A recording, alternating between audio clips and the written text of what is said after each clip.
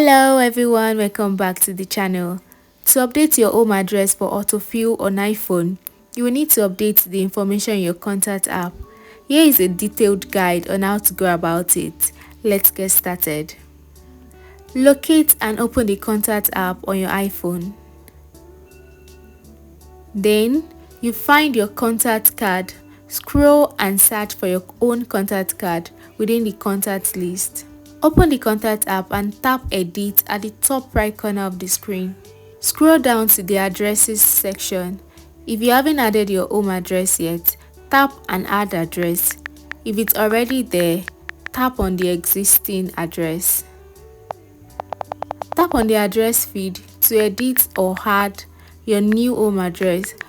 Make sure to fill all relevant details including street address, city, state, and postal code. Once you've entered or updated the address, tap Done at the top right corner to save the changes. Head over to the Setting app, then navigate and select Safari. In the General section, tap on Autofill. Select My Info and ensure that your contact is up to date. And there you have it guys, you successfully updated your home address for Autofill on your iPhone.